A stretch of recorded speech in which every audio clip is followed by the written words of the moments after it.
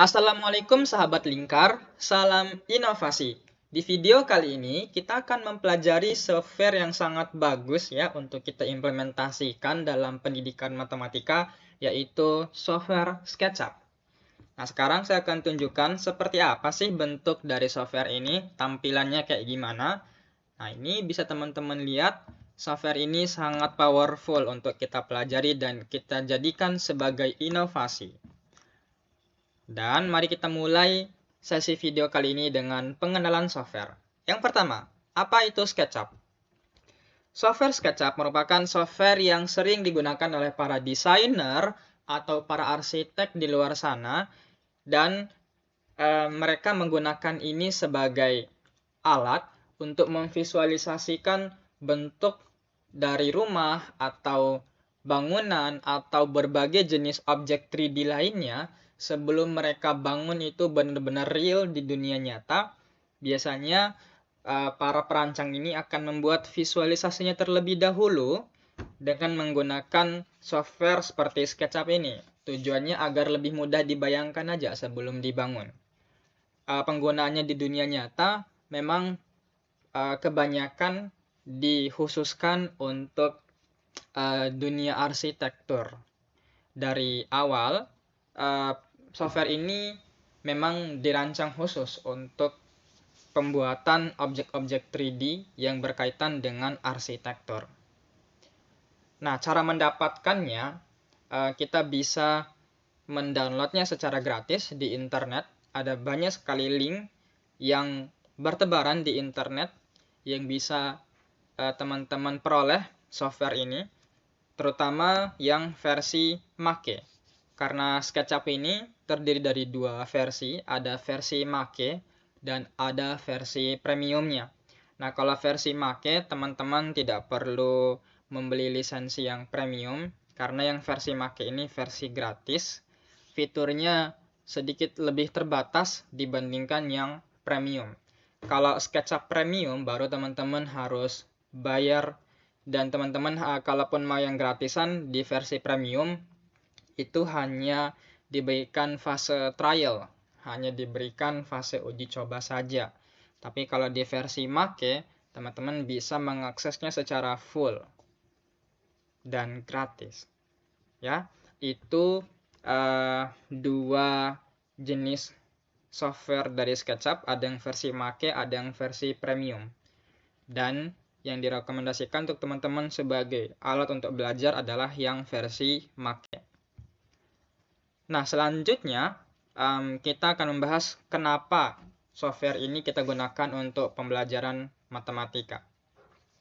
Walaupun memang SketchUp ini secara pembuatan dari awal itu tidak didedikasikan khusus untuk dunia pendidikan matematika, software ini memang dari awal dikhususkan untuk dunia arsitektur dan perancangan objek 3D, tetap kita bisa gunakan untuk pembelajaran matematika, karena di software ini ada banyak sekali fitur yang sangat membantu untuk para guru untuk memudahkan mereka dalam memberikan visualisasi suatu konsep matematika kepada siswanya.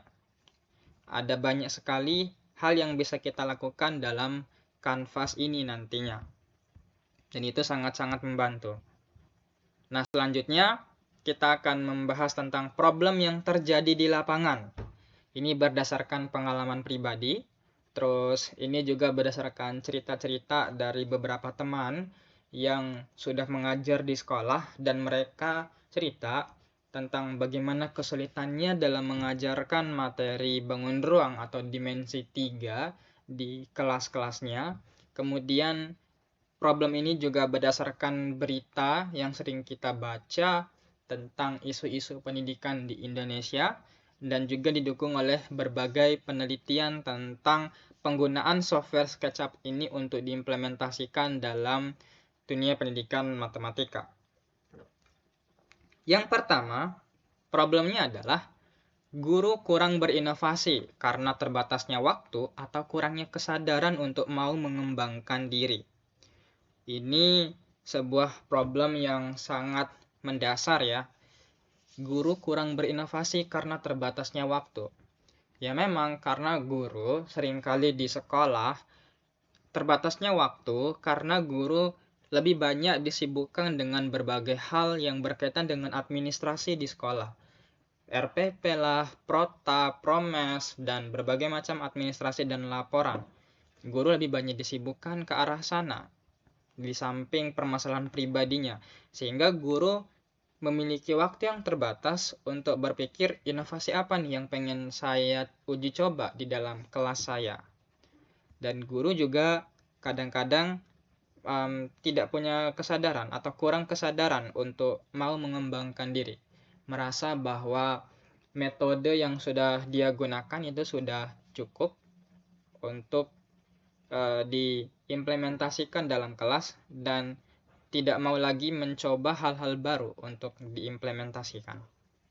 Yang kedua, guru merasa cukup hanya menggunakan spidol dan penggaris saja dalam menggambarkan konsep bangun ruang. Ini juga sering terjadi. Cukup pakai spidol, pakai penggaris, digambar, dan guru merasa itu sudah cukup? Tentu tidak. Karena papan tulis seperti yang kita tahu bahwa dia tidak cukup untuk memberikan visualisasi. Karena papan tulis adalah benda yang statis, benda yang diam, dan kita tidak bisa memberikan treatment tertentu terhadap konsep yang sudah kita gambarkan tersebut. Akibatnya, siswa jadi kesulitan dalam menangkap konsep abstrak dari bangun ruang tersebut dan mengimajinasikannya dalam pikiran mereka. Karena keterbatasan ini membuat siswa sulit sekali untuk membayangkan konsep tersebut. Akibatnya juga ini karena papan tulis ya yang diam juga tidak bisa menghasilkan bangun ruang yang interaktif. Nah, kesulitan itu juga bisa menimbulkan miskonsepsi. Ini yang berbahaya kalau kita tidak memberikan metode yang maksimal untuk memberikan siswa itu bisa memahami visualisasi konsep tersebut. Kalau tidak maksimal, berpotensi menimbulkan miskonsepsi. Miskonsepsi itu artinya siswa-siswi kita memiliki kesalahpahaman dalam memaknai konsep-konsep tertentu. Dan ini juga berbahaya karena bisa membuat siswa cepat bosan dan menurunkan minat belajarnya. Ya karena yang dia lihat cuma papan tulis, spidol, ada gambar yang sudah dibuatkan di depan, itu tidak terlalu menarik. Dan karena tidak menarik, itu bisa membuat minat belajarnya menurun. Nah, solusi dari berbagai macam problem yang udah kita bahas itu bisa kita atasi salah satu caranya dengan memanfaatkan software SketchUp ini untuk kita implementasikan. Walaupun bukan software media matematika, tetap kita bisa manfaatkan untuk kepentingan pembelajaran matematika. Dan ini sangat interaktif juga ya, karena kita bisa menggeser, kita bisa mengubah perspektif, dan berbagai modifikasi lain yang bisa bebas kita kreasikan terhadap objek tersebut. Nah, hal ini kan tidak bisa kita lakukan di papan tulis, karena sekali lagi, papan tulis adalah benda yang diam. Sedangkan di SketchUp, ini sangat interaktif. Kita bisa mengubah perspektif, dan kita bisa menggeser jarak pandang kita. Dan guru akan sangat terbantu karena praktis ya untuk di kelas. Jadi guru cukup mengambil LCD, menghubungkan LCD dengan laptop depan kelas, dan guru tidak perlu lagi tuh menggambar secara manual pakai spidol di papan tulis. Sehingga ini akan membuat proses transfer pengetahuan itu menjadi lebih cepat tersampaikan.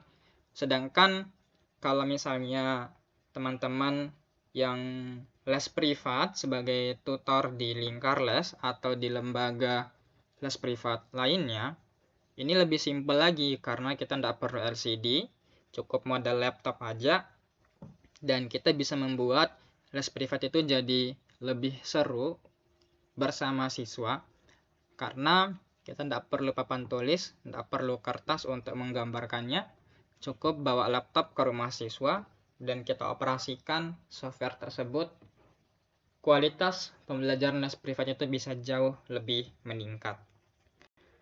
Dan siswa akan semangat belajar karena SketchUp ini adalah hal baru buat mereka. Jarang sekali guru yang menggunakan software seperti ini. Mereka akan tertarik tuh melihat step by step pembuatan bangun ruang tersebut. Dan rasa keingintahuannya pun muncul. Sehingga ini akan membuat pembelajaran matematika menjadi lebih berwarna. Dan juga yang terakhir, manfaat kita menggunakan Google SketchUp ini karena bisa meminimalisir miskonsepsi.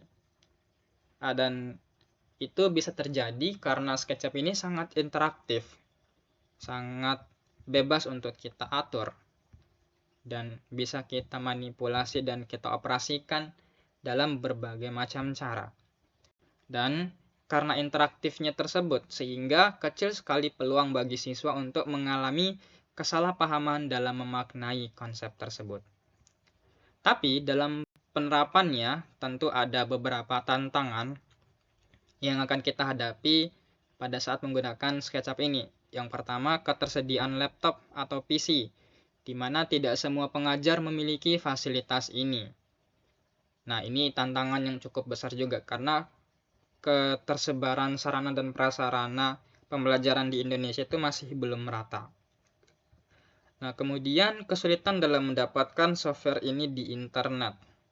Teman-teman harus cukup sabar ya untuk mencari website mana yang menyediakan software ini di internet.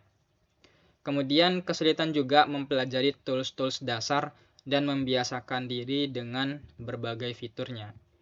Ya, ada beberapa tombol di sini, tools-tools yang perlu dipelajari terlebih dahulu, dan ini tentu membutuhkan kesabaran dan waktu bagi guru untuk mempersiapkan diri dengan memahami dengan baik fungsi dari masing-masing tools ini sebelum mereka mencoba untuk mengimplementasikannya di dalam kelas.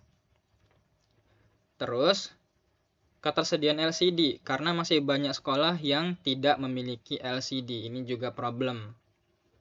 Dan dibutuhkan kesabaran dan motivasi yang kuat untuk mau berinovasi dengan meluangkan waktu untuk mempelajari SketchUp.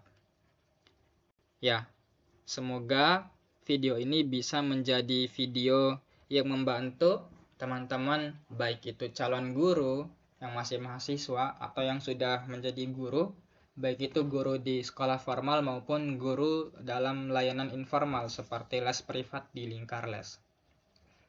Nah, langsung saja kita akan masuk ke software SketchUp.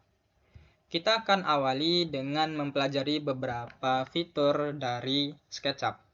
Kita akan mempelajari fungsi dari masing-masing tombol yang ada di atas ini. Yang ini adalah tombol Select. Tombol Select ini berfungsi untuk memilih objek nantinya. Kemudian ada Eraser. Eraser ini untuk menghapus objek. Terus ada menu Lines. Lines ini terdiri dari dua jenis, yaitu line dan freehand. Kalau line ini berfungsi untuk membuat sebuah garis lurus seperti ini. Nah, ini garis lurus. Dan ini dibuat dengan menggunakan fitur lines. Kalau pengen membuat garis yang bebas, tidak lurus, itu gunakan yang freehand. Nanti tampilannya kayak gini. Ini bebas kita kreasikan. Kalau yang freehand. Kemudian ada juga ARC, arcs. Ini digunakan untuk membuat garis lengkung. Kemudian ada shapes. Shapes ini untuk membuat poligon. Bisa poligon dalam beberapa jumlah sisi tergantung keinginan kita. Ada yang sisinya cuma 4, ada yang 5, ada yang 6, ada yang 7.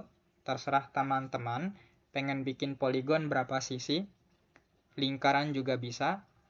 Terus di sini ada tombol push atau pull.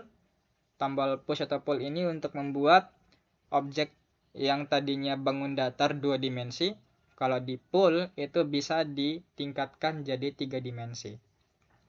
Kemudian ada move untuk memindahkan suatu objek. Terus ada rotate. Rotate ini untuk memutar. Terus ada scale untuk mengubah rasio dari suatu objek. Terus ini ada tape measure tool untuk mengukur nanti kayak meteran di dunia nyata. Text ini fungsinya untuk menambahkan teks. Terus ada paint bucket untuk menambahkan warna dalam suatu objek. Terus ini ada orbit. Orbit ini fitur yang sangat penting untuk merubah perspektif kita dalam melihat suatu objek. Terus ada pen. Pen ini untuk menggeser sudut pandang kita. Terus ada zoom. Ini berfungsi untuk zoom. Zoom in, zoom out. Dan berbagai fitur lainnya. Nah, langsung saja kita akan mencoba untuk membuat sebuah piramida. Kali ini kita akan membahas cara membuat piramida. Yang pertama, kita bisa membuat piramida dengan menggunakan tools line, membuat garis. Tinggal klik aja sembarang dimanapun pada bidang ini.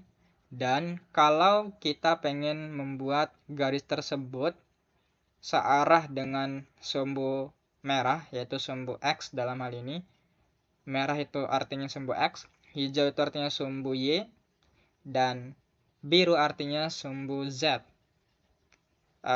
Sumbu merah ini yang secara horizontal dalam bidang datar, terus Y secara vertikal, dan Z itu biru dia yang tegak ke atas. Dan pada saat kita membuat garis ini, ada 3 warna, yaitu biru. Kalau sudah seperti ini artinya garis ini nanti akan tegak ke atas searah dengan garis biru. Kalau misalnya kita buat garis ini sampai berwarna hijau, artinya dia tegak secara vertikal sejajar dengan green axis. Dan kalau kita arahkan sampai berwarna merah, maka dia sejajar dengan sumbu merah. Nah, kali ini kita akan buat dia sejajar dulu dengan garis merah itu. Nah, setelah seperti ini, kita bisa atur panjang dari garis tersebut dalam satuan meter. Tinggal tekan aja 20 misalnya di keyboard. Berarti ini sebuah garis yang panjangnya itu 20 meter. Kita tekan enter. Nah, langsung garisnya itu sepanjang 20 meter. Nah, selanjutnya masih belum berhenti. Kita harus mengarahkan garis ini agar berwarna hijau dulu. Sekarang kita bikin dasarnya dulu. Nah, sekarang sudah berwarna hijau. Kita tekan agar panjangnya 20 meter juga. Kita enter. Oke. Dan mungkin teman-teman akan melihat ini sebagai 2 buah garis yang tidak beraturan. Padahal ini hanya kesalahan kita dalam melihat perspektif. Kalau kita menggunakan fitur orbit di sini untuk melihatnya dalam sudut pandang yang lain, maka kita akan melihatnya seperti ini. Ya. Jadi ini sebenarnya tegak lurus ya.